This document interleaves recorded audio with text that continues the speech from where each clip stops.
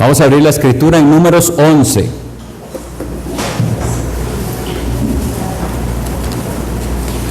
El libro de los Números en el Pentateuco, capítulo 11.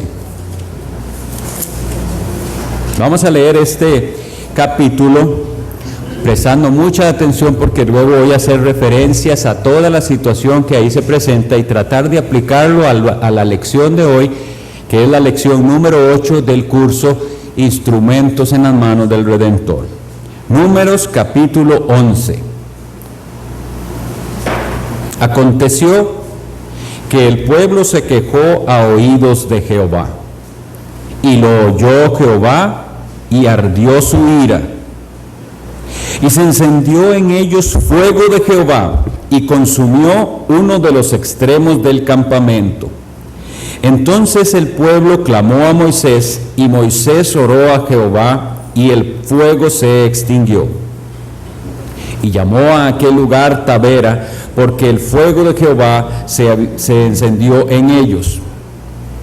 Y la gente extranjera que se mezcló con ellos tuvo un vivo deseo, y los hijos de Israel también volvieron a llorar y dijeron: ¿quién nos diera a comer carne? Nos acordamos del pescado que comíamos en Egipto de balde, de los pepinos, los melones, los puerros, las cebollas y los ajos. Y ahora nuestra alma se seca, pues nada sino este maná ven nuestros ojos. Y era el maná como semilla de culantro, y su color como color de bedelio. El pueblo se esparcía y lo recogía, y lo molía en molinos, o lo majaba en morteros, y lo cocía en caldera, o hacía de él tortas. Su sabor era como sabor de aceite nuevo. Y cuando descendía el rocío sobre el campamento de noche, el maná descendía sobre él. Y oyó Moisés al pueblo que lloraba por sus familias, cada uno a la puerta de su tienda, y la ira de Jehová se encendió en gran manera. También le pareció mal a Moisés. Y dijo Moisés a Jehová: ¿por qué has hecho mal a tu siervo? ¿Y por qué no he hallado gracia en tus ojos, que has puesto la carga de todo este pueblo sobre mí? ¿Concebí yo a todo este pueblo? ¿Lo engendré yo para que me digas: llévalo en tu seno, como lleva la que cría al que mama a la tierra de la cual juraste a sus padres? ¿De dónde conseguiré yo carne para dar a todo este pueblo? Porque lloran a mí diciendo: danos carne que comamos. No puedo yo solo soportar a todo este pueblo, que me es pesado en demasía. Y si así lo haces tú conmigo, yo te ruego que me des muerte, si he hallado gracia en tus ojos, y que yo no vea mi mal. Entonces Jehová dijo a Moisés: reúneme 70 varones de los ancianos de Israel, que tú sabes que son ancianos del pueblo, y sus príncipes, y tráelos a la puerta del tabernáculo de reunión, y esperen allí contigo. Y yo descenderé y hablaré allí contigo, y tomaré del espíritu que está en ti, y pondré en ellos, y llevarán contigo la carga del pueblo, y no la llevarás tú solo. Pero al pueblo dirás: santificaos para mañana y comeréis carne, porque habéis llorado en oídos de Jehová, diciendo: ¿quién nos diera a comer carne? Ciertamente mejor nos iba en Egipto. Jehová pues os dará carne y comeréis. No comeréis un día, ni 2 días, ni 5 días, ni 10 días, ni 20 días, sino hasta 1 mes entero, hasta que os salga por las narices y la aborrezcáis, por cuanto menospreciasteis a Jehová, que está en medio de vosotros, y llorasteis delante de él, diciendo: ¿para qué salimos acá de Egipto? Entonces dijo Moisés: 600,000 de a pie es el pueblo en medio del cual yo estoy, y tú dices: les daré carne y comerán 1 mes entero. ¿Se degollarán para ellos ovejas y bueyes que les basten? ¿O se juntarán para ellos todos los peces del mar para que tengan abasto? Entonces Jehová respondió a Moisés: ¿acaso se ha acortado la mano de Jehová?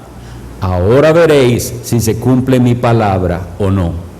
Y salió Moisés y dijo al pueblo las palabras de Jehová, y reunió a los 70 varones de los ancianos del pueblo, y los hizo estar alrededor del tabernáculo. Entonces Jehová descendió en la nube y le habló, y tomó del espíritu que estaba en él y lo puso en los 70 varones ancianos. Y cuando posó sobre ellos el espíritu, profetizaban y no cesaron. Y habían quedado en el campamento 2 varones llamados, el uno Eldad y el otro Medad, sobre los cuales también reposó el espíritu. Estaban estos entre los inscritos, pero no habían venido al tabernáculo, y profetizaron en el campamento. Y corrió un joven y dio aviso a Moisés, y dijo: Eldad y Medad profetizan en el campamento. Entonces respondió Josué, hijo de Nun, ayudante de Moisés, uno de los jóvenes, y dijo: Señor mío Moisés, impídelos. Y Moisés le respondió: ¿tienes tú celos por mí? Ojalá todo el pueblo de Jehová fuese profeta, y que Jehová pusiera su espíritu sobre ellos. Y Moisés volvió al campamento, él y los ancianos de Israel. Y vino un viento de Jehová, y trajo codornices del mar, y las dejó sobre el campamento un día de camino a un lado y a un lado, y un día de camino al otro, alrededor del campamento, y casi 2 codos sobre la faz de la tierra. Entonces el pueblo estuvo levantado todo aquel día y toda la noche, y todo el día siguiente, y recogieron codornices, el que menos recogió 10 montones, y las tendieron sobre sí a lo largo alrededor del campamento. Aún estaba la carne entre los dientes de ellos, antes que fuese masticada, cuando la ira de Jehová se encendió en el pueblo, e hirió Jehová al pueblo con una plaga muy grande, y llamó el nombre de aquel lugar Kibrot Ataaba, por cuanto allí sepultaron al pueblo codicioso. Vamos a leer hasta ahí. Espero, hermanos, que hayan prestado atención a la lectura, porque bastantes de los datos que hemos leído los vamos a necesitar para comprender de qué se trata la lección de hoy. La lección de hoy se titula, igual que la de la vez pasada, ayudando a otros a descubrir lo que debe ser cambiado en ellos. Y hacemos un breve repaso siempre, para que tengamos, y por si alguien no ha estado en las otras lecciones, en las primeras 3 lecciones nosotros estuvimos viendo por la palabra de Dios que todos necesitamos ayuda, todos estamos necesitados de ayuda. También que la ayuda que necesitamos es no para hacer unos cambios externos, unos cuantos cambios que llamo yo cosméticos, sino que el asunto es un asunto del corazón. También vimos que nosotros como creyentes tenemos una tarea que realizar de embajadores, y que esa tarea es ineludible, y que entonces necesitamos saber cómo llevar el mensaje del que nos envió, de Cristo, usando los métodos que Él nos enseñó para que la gente conozca a Dios y su carácter.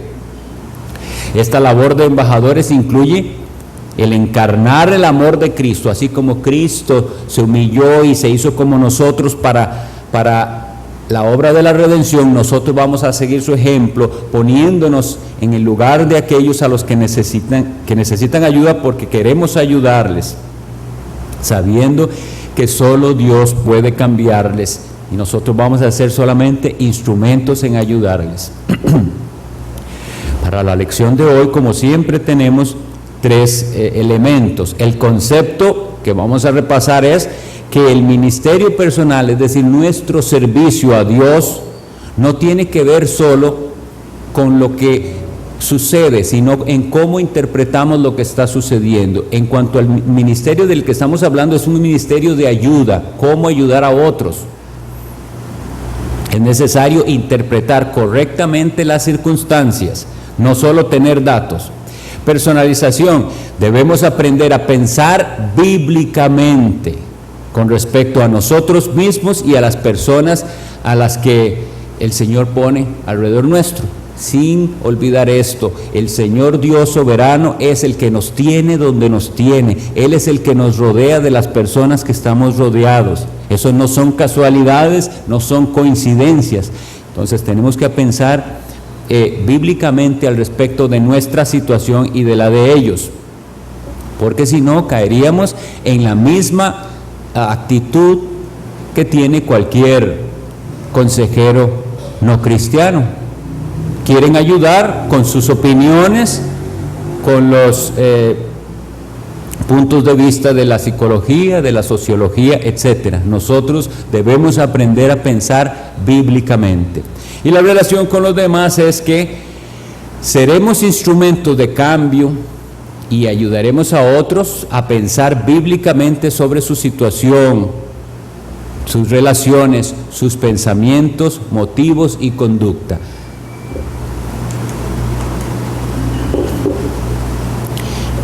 Lo primero que quisiera es que comencemos a tratar de aplicar esto que yo acabo de decir a toda la historia que yo acabo de leer, la historia bíblica de lo que ocurrió cuando el pueblo de Israel se quejó ante Dios. Yo puse primero, no respondemos ante la vida basados en los hechos, sino en nuestra interpretación de los hechos. Aquí en este relato de Números hay varias personas que no están viendo la situación con claridad, sino que ellos están teniendo su propia opinión de lo que sucede.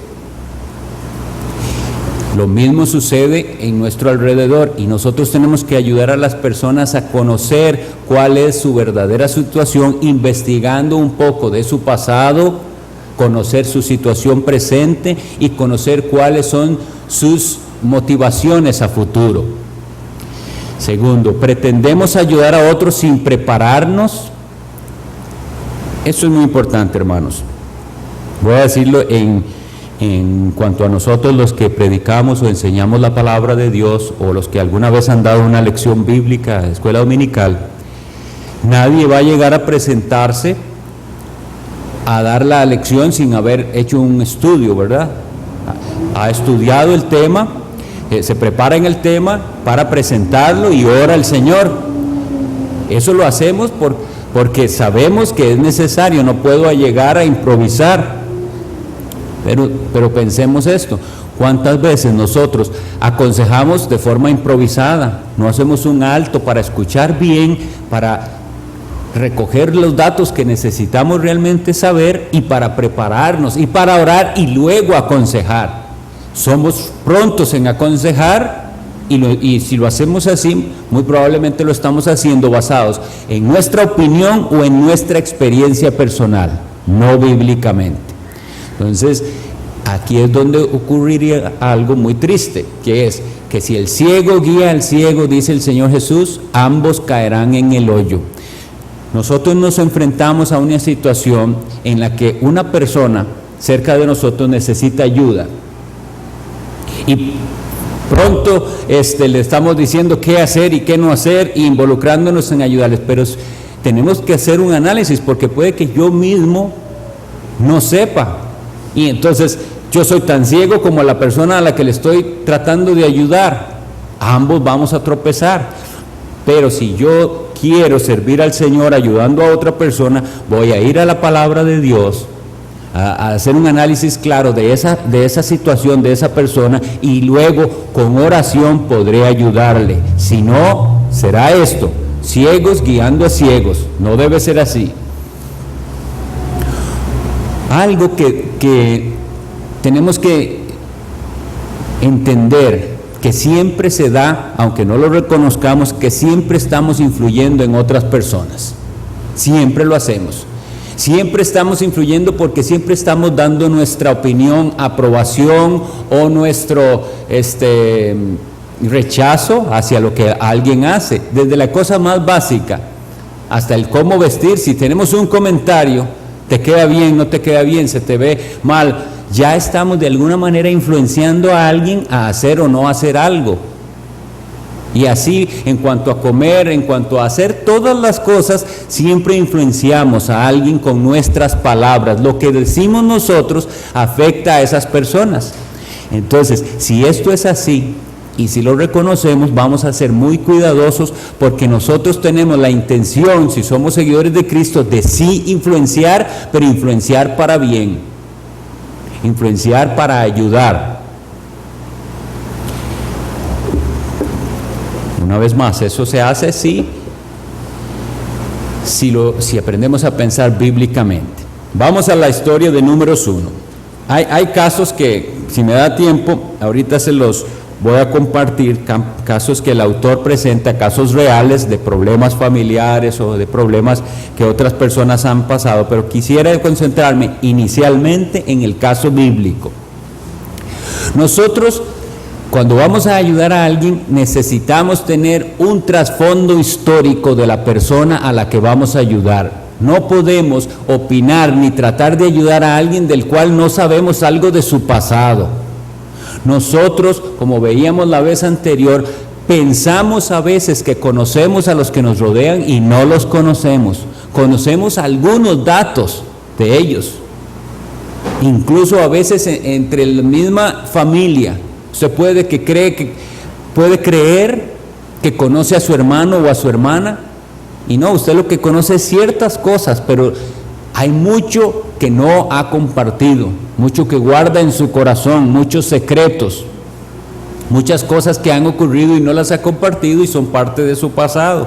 Entonces necesitamos conocer el trasfondo histórico de cuál es la situación de esa persona, y poniéndolo en otros casos, cómo fue su situación familiar, cómo fueron sus padres, cuál fue su educación, dónde vivió, todo eso nos ayuda para tener una suficiente información para ayudarle. Y luego también tenemos que conocer su situación presente, qué es lo que realmente está enfrentando. Vamos al caso de los hebreos. El pueblo de Israel se queja, y ellos se han engañado a sí mismos, y de pronto tienen una visión equivocada de sí mismos y de su pasado. Vean lo que ellos decían en ese versículo. Dicen que en Egipto comían pescado de balde, y pepinos, y melones, y puerros, y cebollas, y ajos. O sea, ellos de pronto en el desierto están diciendo que en Egipto se daban la gran vida. Vea cómo es el ser humano. Había que comprender, usted está distorsionando el pasado. Tengo que recordarle que su pasado no fue así. Su pasado, ustedes eran esclavos y vivían bajo el látigo de los capataces en Egipto. ¿Se les olvidó ya eso? Porque ese trasfondo histórico, si yo no sé eso, supongamos que nunca hemos escuchado la historia de Israel, nunca hemos leído la Biblia y solo llegamos a esta parte, pues nosotros pensaremos, sí, pobrecita esta gente, ¿no ve que bien la pasaban en Egipto? Tenían comida abundancia y lo sacan a este desierto donde no hay que comer. Entonces, al no tener nosotros toda la información, ya nuestra forma de ayudar a estos israelitas, supongamos que somos esos consejeros que tenían esos 70, leyeron conmigo, ¿verdad? Pueblo, ya no va a ser solo Moisés, sino 70 ancianos que van a dirigir al pueblo, pero si esos 70 ancianos no aconsejan sabiendo el trasfondo histórico, le van a creer el cuento a los israelitas de que era tan precioso Egipto y les iba tan bien allá, que la verdad es que no sabemos por qué es que nos sacaron de ahí si era tan bien. Entonces, hace falta, hermanos, para parar ahí, que si vamos a ayudar a alguien, sepamos analizar un poco de su pasado y hacerlo de una forma honesta, porque vemos que es fácil que nosotros tergiversamos los hechos. Están interpretando mal. Es posible que alguna vez probaron pepinos y melones, pero así no era su vida ya. A lo que yo veo del relato bíblico, era dura la servidumbre. Entonces, el que va a ayudar a otro, preocúpese, cada uno de ustedes y yo, preocuparnos por saber un poco de su pasado. y de hacerle ver a la persona que ese pasado tiene que reconocerlo. No puedo negar el pasado. Y luego la situación presente. ¿Qué era lo que ellos estaban viendo del presente? Vean cómo es el ser humano, cómo somos de olvidadizos. Dios estaba haciendo un milagro que en ninguna otra parte de la tierra sucedía. Que al caer el rocío, caía este maná con el cual ellos podían hacer tortas y panes. Eso es un milagro. Pero el corazón humano es tan duro que se puede acostumbrar a los beneficios que Dios da y no agradecerlos. Y entonces ven las bendiciones de Dios como algo que no es la gran cosa. Si nosotros vamos a ayudar a otras personas, necesitamos hacerles ver la realidad de las bendiciones que en este momento tienen. La respuesta de Israel ante la bendición no era de agradecimiento. Y muchísimas veces nosotros, cuando estamos enfrentando aflicciones, nos sentimos mal, es porque no estamos agradeciendo las bendiciones. Solo estamos viendo los detalles de nuestra vida que no son como quisiéramos que fueran. Los pensamientos de las personas tenemos que identificarlos y combatir cuando son derrotistas. Veamos a Israel diciendo: aquí en este desierto no hay nada, nos va muy mal, solo esto hay que comer, seguro aquí nos vamos a morir de hambre, y nuestros hijos, y llorando por esas cosas. Cuando la promesa que Dios les había dado, porque esto no es tan reciente de que salieron de Egipto, la promesa que el Señor les había dado es que ellos iban a ser sacados para ir a una tierra que fluye leche y miel. Pero entonces, ¿cuántas veces nosotros y las personas a las que estamos ayudando quieren eso, pero yo lo quiero ya? No puede esperarse pasar el desierto que es necesario para llegar a esa bendición prometida. Los motivos que gobierna el corazón. ¿Qué hizo que estas personas se quejaran así contra Dios y contra Moisés? Y ahora que vimos, analizamos muy brevemente el pueblo de Israel, analicemos otros más que salen en la historia. El mismo Moisés tampoco estaba teniendo una idea, una imagen clara de los hechos en ese momento. Y es lo que les decía, nosotros interpretamos los hechos, no solo aceptamos la situación y los hechos, sino que los interpretamos, y de esa interpretación va a depender si vamos por buen o mal camino. Porque ya vimos a los israelitas interpretando muy mal su realidad, pero vemos a Moisés diciendo algo que no es real. Moisés dice, le reclama también a Dios diciendo: ¿por qué me hace usted este mal a mí? ¿Por qué tengo yo que llevar a este pueblo solo? Como si yo fuera el que los engendré a ellos. La idea de Moisés tampoco era la correcta en cuanto a la tarea que le fue dado. Mire, ¿qué se le está olvidando a Moisés en este momento? ¿Usted no ha visto todos los días una columna de fuego en la noche y una nube de día? ¿No ha visto eso? Usted está solo. ¿Está de veras Moisés solo llevando a este pueblo como en la espalda él solito? No es así, pero eso es lo que él está sintiendo en ese momento. Por eso les digo, está interpretando la realidad de una forma equivocada. Y necesitamos, si vamos a ayudar a otros, hacerles ver la realidad. Lo que usted está viendo no es así como usted lo está viendo. La situación la estás interpretando erróneamente. Entonces hay un Moisés diciendo eso: concebí yo a todo este pueblo, lo engendré yo, para que me digas, llévalo en tu seno. Él está interpretando mal, y hay que recordarle: bueno, Moisés, usted no vio el poder, y a Israel también, no vio el poder de Dios manifestado en que vinieron 10 plagas a Egipto y al pueblo de Israel no lo tocó una sola plaga. No vio eso. Eso no sucedió no hace mucho. Hay que recordarle a las personas la mano poderosa de Dios que sostiene todas las cosas y que libra a los suyos para que vuelva de su mal camino, de un camino que se está desviando hacia la incredulidad y hacia la desconfianza en Dios. Hay otra persona aquí, no sé si la logran identificar, que también tiene una percepción equivocada de la realidad, y tiene buenas intenciones, pero también está percibiendo la realidad de una manera equivocada. ¿Quién es? Josué. Él cree que está defendiendo a Moisés. Señor, impídeles, están profetizando.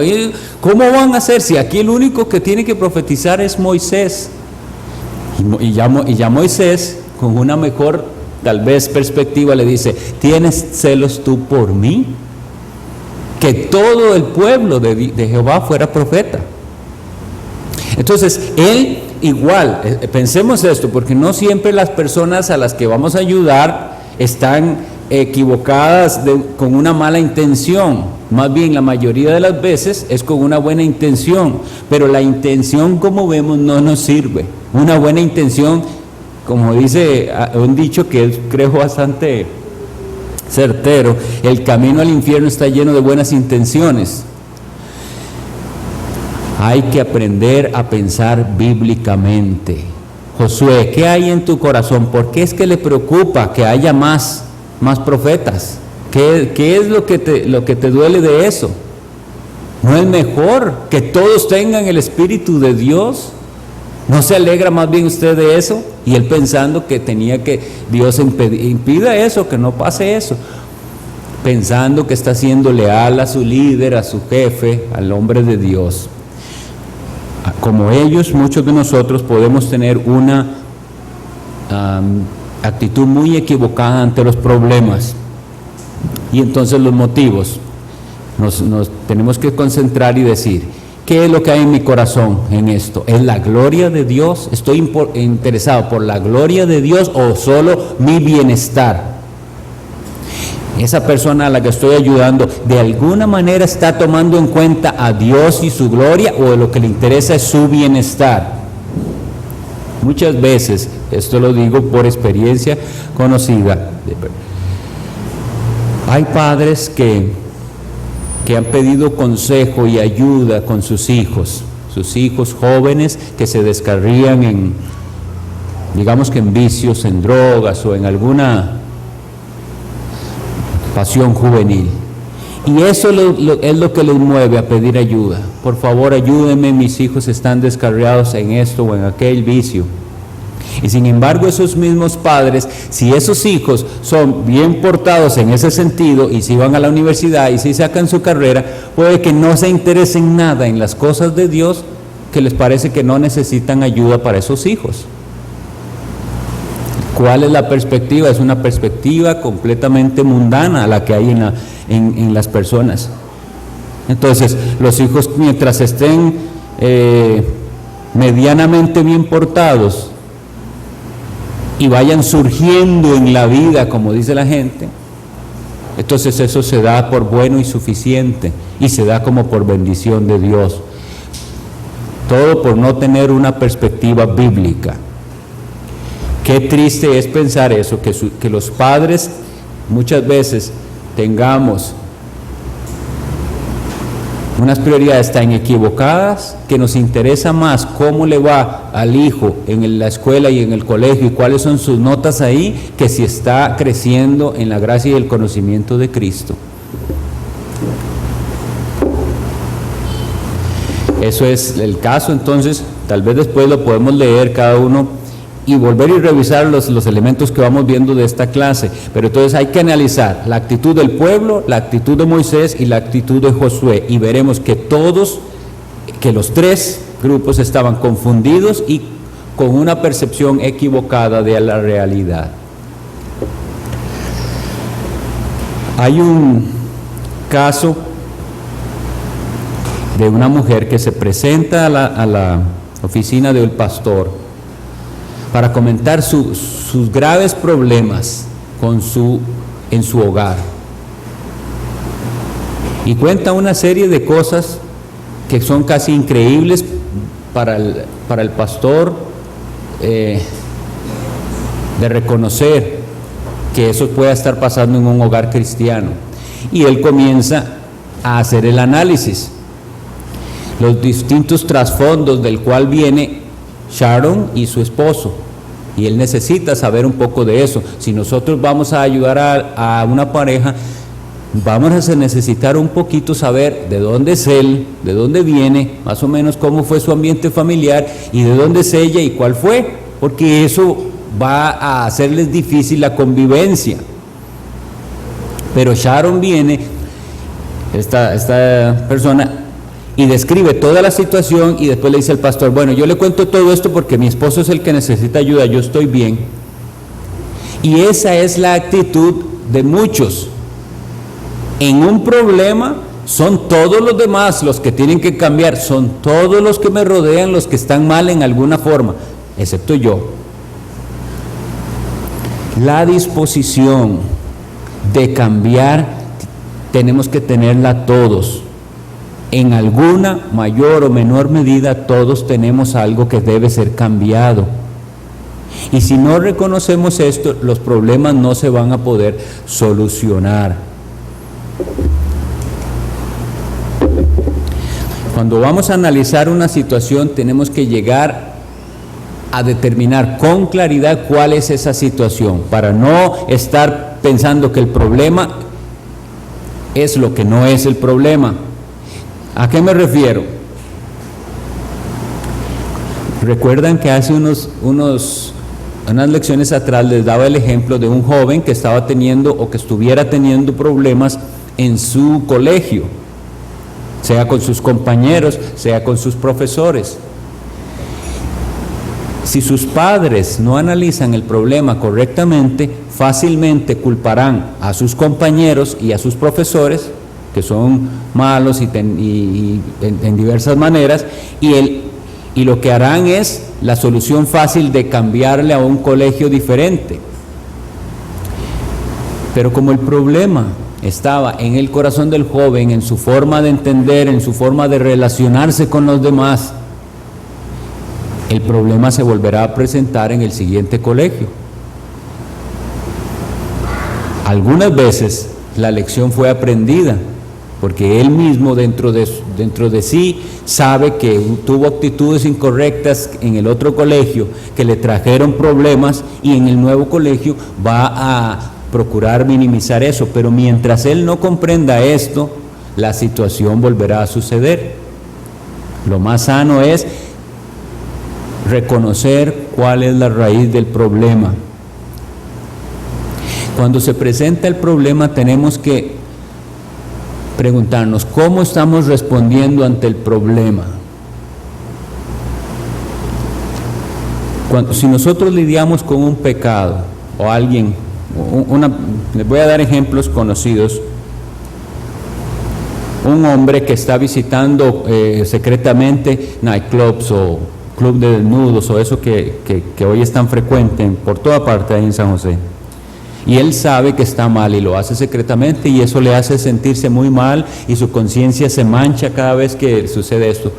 Pero se da cuenta que eso yo lo hago es cuando me deprimo, y yo me deprimo cuando tengo problemas con mi esposa, o cuando tengo problemas con mi jefe o con mi mamá, o etcétera. El asunto es, vean cómo está analizando la persona.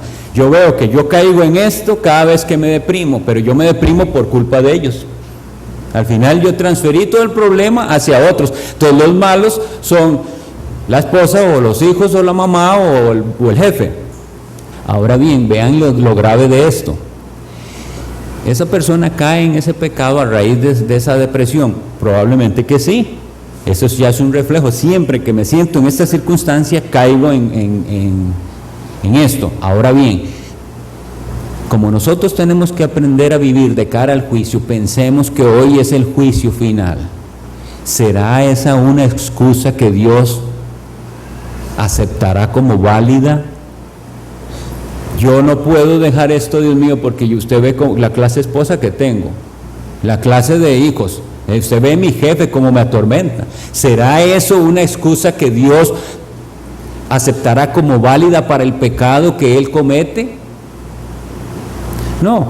Y otra cosa que no tenemos que olvidar, esas personas por medio de las cuales, supongamos que el caso es cierto, que sí son personas difíciles de tratar, esas personas serán juzgadas por sus actos, pero él mismo no será disculpado por caer en pecado a causa de lo que ellos le hicieron. Voy a tratar de repetir esto porque tiene que quedar muy claro. Voy a poner otro ejemplo que es bastante común. Ustedes saben, hermanos, trabajo con muchas personas que tienen estos problemas de adicciones diversas sexuales, pero un hombre que cae en pecados sexuales, sea pornografía, las diversas adicciones sexuales, y él dice, el problema es que en la oficina las mujeres se visten muy indecentemente. Ese es el problema. Tenemos que analizarlo de esta manera. Es cierto que es un pecado que las mujeres se vistan de una forma provocativa, así es, y darán cuenta a Dios por ser provocativas y por no considerar si la forma en que están vistiendo provoca malos pensamientos a otros. Sin embargo, no es excusa para él delante del juicio de Dios que esas mujeres sean indecentes al vestir.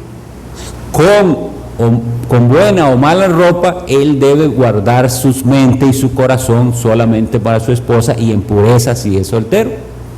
¿Me comprenden lo grave que es la situación? No podemos pretender que el problema de la persona que cae en este pecado se va a solucionar cuando logremos que todas las mujeres del barrio y de la oficina se vistan decentemente. Así no se soluciona el problema. El problema se solucionará cuando él trate con el pecado que está dominando su corazón, la lujuria. Espero que este caso nos ayude, porque eso, aunque es un caso grave, y más bien al ser un caso grave podría ser que no entendamos que esto se aplica para otra cosa más simple. Voy a darlo un ejemplo que se me está ocurriendo en este momento, vamos a ver si lo armo bien. Para las señoras, hermanas, ¿alguna ha caído en pecado de chisme? Eso es un pecado. Primero que todo, no es una mala costumbre, no es un hábito leve, es un pecado ante Dios chismear. Estar contando otras cosas y hacer habladurías, eso es pecado. Sin embargo, la hermana se da cuenta que es que resulta que eso sucede cada vez que yo voy a la reunión de té de alguien ahí. Entonces, ellas son las culpables porque ellas me cuentan cosas y yo eventualmente se me sale decirlo también. Si transfiere la culpa a sus amigas que se ponen a hablar, Dios no te va a disculpar por tu chisme. Ahora bien, si se da cuenta que esa situación le lleva a participar de ese pecado, pues corte la mano, como dice la palabra del Señor. Si tu mano te es ocasión de caer, si tu ojo te es ocasión de caer, vamos a tener que hacer una amputación con tal de no caer en pecado. Pero lo que no puede tener en mente es que es culpa de esas otras personas el que usted caiga en el pecado del chisme. Usted cae en el pecado del chisme porque no está teniendo dominio propio de su lengua. Y Dios le manda a trabajar en eso y a cuidarse de sus palabras, como dice la Biblia, que vuestras palabras sean sazonadas con sal. Como dicen montones de veces en los proverbios, que hay que aprender a callar en algunos momentos y a dar palabras sabias. Eso lo digo, hermanos, para que tengamos una percepción correcta de la situación. Y luego, ¿cuáles son las intenciones?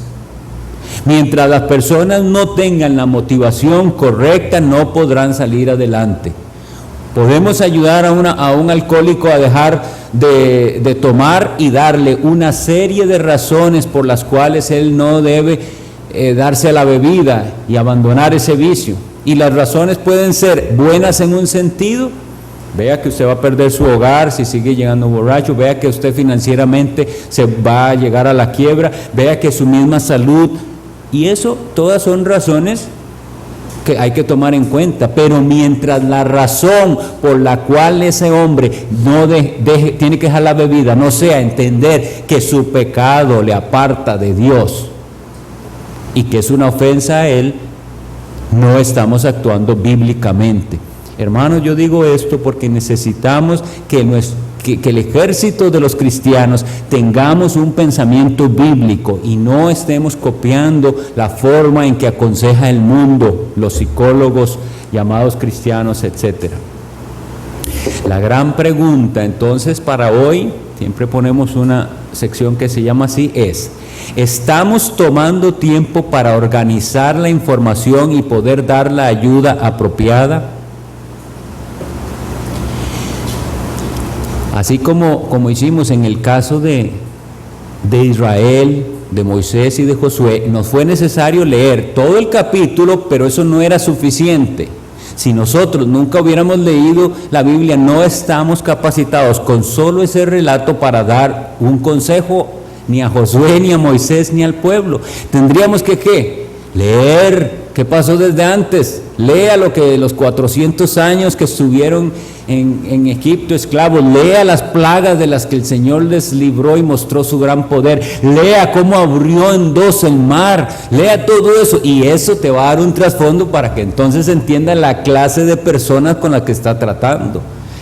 Y si solo sabemos lo que el capítulo 11 de Números relata, no vamos a poder aconsejarles bien, porque creemos la historia, la mentira que ellos se creyeron de que la vida en Egipto era una vacación completa. Tenemos entonces nuestra revisión de conceptos y no se trata solo de los hechos, sino de cómo los interpretamos. Para interpretar bíblicamente debemos organizar la información. ¿Tiene interés de ayudar a alguien? Espero que sí. Pues entonces, con orden, voy a escuchar esa historia y voy a tratar de organizar mi mente qué es lo que sé de esa persona y a orar. Vuelvo a repetir, no nos podemos atrever a aconsejar ni ayudar a otros ligeramente. Tenemos que prepararnos, escuchar bien, organizar la información y orar para poder ayudar. ¿Cómo personalizamos la lección de hoy? Reconocer que no vivimos basados en los hechos de nuestra experiencia, sino en cómo interpretamos las cosas. Cada vez que yo paso por un conflicto, problema, como quieran llamarle, angustia, momento difícil en mi vida, debo recordar, estoy probablemente interpretando mal lo que está sucediendo. Señor, ayúdame, dame luz para ver cómo son las cosas. Fácilmente pienso que el problema son las personas que me rodean, y si pienso eso, voy a entonces generar en mi corazón odio hacia ellas, porque ellos son las que me hacen la vida imposible. Y tal cosa, a veces las personas la creen por mucho tiempo, hasta que esa persona se quita del mapa, es decir, muere o se va, y resulta que los problemas continúan. No era esa persona el problema estaba en mi forma de reaccionar ante las situaciones. Reconocer la forma en que estamos reaccionando ante la conducta y palabras de los demás.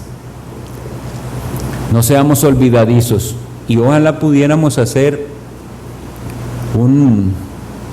este examen, porque de eso se trata, de examinarnos a nosotros mismos. Debemos procurar que sea la Biblia la que nos enseñe cómo interpretar correctamente las situaciones. Por medio de la palabra de Dios, entre más nos sumergimos en la Biblia, vamos a tener un pensamiento más bíblico y vamos a dejar de dar nuestras opiniones y lo que a mí me parece en cada situación.